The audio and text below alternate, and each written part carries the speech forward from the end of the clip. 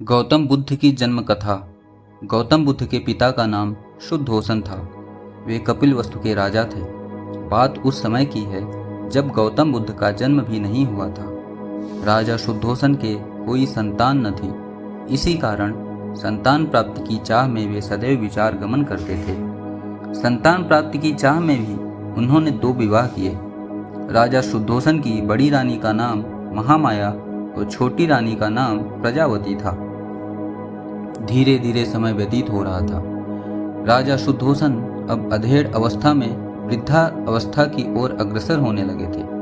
देवी देवताओं की पूजा अर्चना और दान पुण्य से आदि करने के बाद भी उन्हें संतान का सुख न मिल सका। समय बीतने के साथ राजा की तृष्णा भी बलवती होती जा रही थी। ऐसा प्रतीत होता था जैसे भाग्य के देवता राजा शुद्धोसन के से कुपित हो गए हैं। तभी तो उनकी श्रद्धा और निष्ठा भी कोई रंग न ला सकी थी। अब राजा की तृष्णा चिंता और गहन चिंता में बदलने लगी। राज्य के चारों ओर सुख शांति और समृद्धि थी, किंतु अपना उत्तराधिकारी न होने के कारण यह सब कुछ राजा को निरर्थक ही प्रतीत हो रहा था। निसंतान होने का दुख राजा शुद्धोसन को ही नहीं, रानी महामाया और रानी प्रजावती को भी था। इस चिंता को दूर करने का उपाय किसी के हाथ में न था, अतः वे सभी मौन थे। एक समय की बात है कि रानी महामाया रात्रि काल में अपने इष्ट देव का स्मरण कर शैया पर लेट गई। लेटते ही आंख लग गई और उनकी आंखों के सामने भिन्न भिन्न प्रकार के सुखद स्वप्न चित्र तैरने लगे। स्वप्नों का तांत रात भर लगा रहा। स्वप्न आते रहे और सुखद अनुभूति देकर विस्मृत होते रहे। रात्रि का अंतिम प्रहर चल रहा था। रानी महामाया ने स्वप्न में देखा कि 4 यक्ष, जिनके मुखमंडल तेज से प्रदीप्त थे, उनके निकट आए। यक्षों ने रानी को प्रणाम किया और पुष्प के समान बड़ी कोमलता से उन्हें उठाकर एक ओर को उड़ ले चले। जिस वायुमंडल से होकर यक्ष रानी को लेकर उड़ रहे थे, उसमें बड़ी मनमोहक सुगंध व्याप्त थी। इसी भीनी भीनी सुगंध ने रानी के अंतर्मन को प्रफुल्लित कर दिया। यक्षों ने रानी महामाया को लेकर एक सर्वोन्नत पर्वत के शिखर पर बैठा दिया। वहां एक बहुत सुंदर आसन बना हुआ था। इस आसन पर विराजमान होकर रानी को बड़ा आत्मिक सुख मिला। रानी महामाया का तन मन प्रसन्नता से झूम रहा था। इसी बीच स्वर्गलोक में निवास करने वाली सुंदरता की प्रतिमूर्ति अप्सराएं वहां एकाएक प्रकट हुई। अप्सराओं ने करबद्ध ही शीश झुकाकर रानी को प्रणाम किया। देवी एक अप्सरा रानी से बोली, आपके स्नान का समय हो गया है, कृपया स्नान के लिए प्रस्थान कीजिए। रानी कुछ न बोली, उठकर उनके साथ चल दी। अप्सराएं रानी को ले मंगल गीत गाती हुई एक सरोवर के पास पहुंची। सरोवर अत्यंत सुंदर था और उसमें श्वेत कमल पुष्प शोभायमान थे। अप्सराओं ने रानी को ले जाकर सरोवर के मध्य खड़ा कर दिया और मल मल कर स्नान कराने लगी। सरोवर का जल रानी के शरीर पर पड़ते ही उनकी काया कंचन जैसी हो गई। इस दिव्य जल के स्नान से रानी का शरीर भी अप्सराओं के समान ही सुंदर हो गया। रानी महामाया आश्चर्यचकित होकर अपने रूप सौंदर्य को निहार रही थी। दिव्य जल से स्नान करने के बाद उनकी काया अत्यंत कमनीय और सुंदर हो गई थी। शरीर पर बड़ी हुई झुर्रियां भी पूरी तरह मिट चुकी थी। उन्हें ऐसा लगा था मानो उनका यौवन दिव्य रूप राशि के साथ पुनः लौट आया हो। उनका मन मुदित था। स्नान के बाद अप्सराओं ने रानी को अत्यंत सुंदर और बहुमूल्य वस्त्र पहनाए। भिन्न भिन्न प्रकार के आभूषणों से उनका श्रृंगार किया। उसके बाद अप्सराएं रानी को एक श्वेत मरमरी महल में ले गई। विभिन्न प्रकार से उनका स्वागत सत्कार किया। एक अप्सरा अपने हाथों में दिव्य सामग्री से भरा थाल लेकर प्रकट हुई।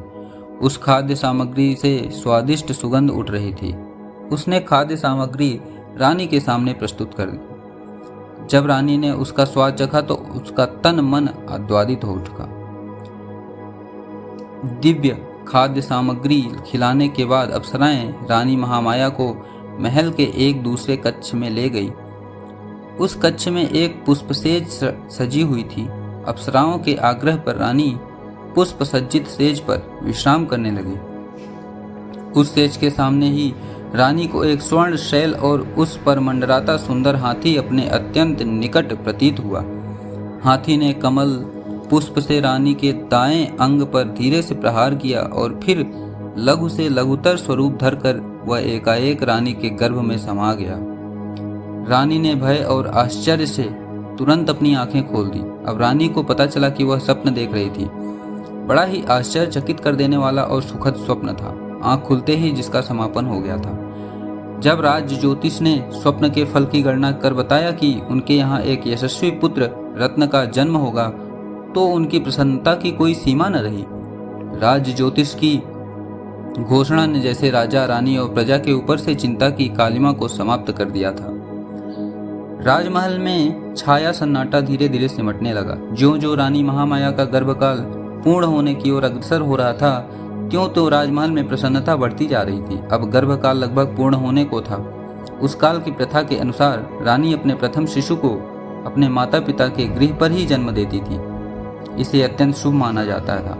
ऐसा ही विचार कर रानी महामाया को उनके माता पिता के पास भेजने की व्यवस्था की गई, ताकि वे प्रथम शिशु को वहीं पर जन्म दे सकें।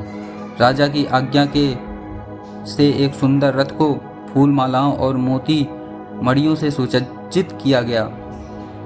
उस रथ में रानी के साथ उनकी प्रिय दासियां और परिचारिकाएं बैठी थी। रथ के आगे आगे 6 घोड़ों पर सवार योद्धा सैनिक चल रहे थे और इसी प्रकार पीछे भी घुड़सवार सैनिक चले। धीरे धीरे रानी का यह काफिला आगे बढ़ा जा रहा था कि लुम्बिनी वन के निकट रानी को तीव्र प्रसव पीड़ा होने लगी। परिचारिकाओं के कहने पर रथ को लुम्बिनी वन में ही एक उचित स्थान देखकर रोक दिया गया। वैशाख मास की पूर्णिमा थी। गगन पर पूर्ण चंद्र जगमगा रहा था। लुम्बिनी वन का कोना कोना जैसे पूर्णिमा की शीतल चांदनी में अपनी मधुरिमा के साथ शोभायमान हो रहा था। इस वैशाख पूर्णिमा को जैसे सदियों से लुम्बिनी वन में इस महान घटना के घटने की प्रतीक्षा थी, और प्रतीक्षा की घड़ियां धीरे धीरे समाप्त होती जा रही थी। यह घटना ईसा से लगभग 564 वर्ष पूर्व की है। रानी महामाया प्रसव पीड़ा से आकुल लुम्बिनी वन में पुष्पों से आच्छादित वृक्ष के नीचे विश्राम कर रही थी। परिचारिकाएं उनकी तरह तरह से सेवा कर रही थी। प्रकृति द्वारा निर्धारित शुभ घड़ी और शुभ पलों में रानी महामाया ने एक सुंदर स्वस्थ शिशु को जन्म दिया। शिशु के जन्म की शुभ सूचना अविलंब कपिलवस्तु को भेज दी गई। कपिलवस्तु में राजा शुद्धोधन ने और रानी प्रजावती के हर्ष की सीमा न रही थी। पूरा राजमहल विभिन्न प्रकार के मोतियों और दीपमालाओं से सज्जित किया गया। राजा शुद्धोधन और रानी प्रजावती ने पुत्र प्राप्ति से प्रसन्न होकर निर्धनों और ब्राह्मणों को खुले हाथों से दान देना प्रारंभ किया। राजा ने अपनी प्रिय पत्नी महामाया और नवजात शिशु को लुम्बिनी वन से कपिलवस्तु बुला लिया था। राजमहल में उनका बड़े हर्ष के साथ स्वागत किया गया। एक दिन असित ऋषि दरबार में पधारे। राजा शुद्धोधन ने ऋषि का यथा योग्य स्वागत सत्कार किया और नवजात शिशु को आशीर्वाद देने का आग्रह किया। राजन असित ऋषि बोले, आपके पुत्र का भविष्य बड़ा उज्जवल प्रतीत होता है। आपकी कृपा का फल है। ऋषिदेव राजा शुद्धोधन सिर झुकाकर बोले, अब कृपया शिशु को अपना आशीर्वाद दीजिए। राजन, यह शिशु आगे चलकर आपके शाक्य वंश का नाम विश्व भर में फैला देगा और किसी के आशीर्वाद की नहीं बल्कि संसार को इसके आशीर्वाद की आवश्यकता पड़ेगी। कहकर असित ऋषि ने शिशु के मस्तक पर अपना हाथ रखा।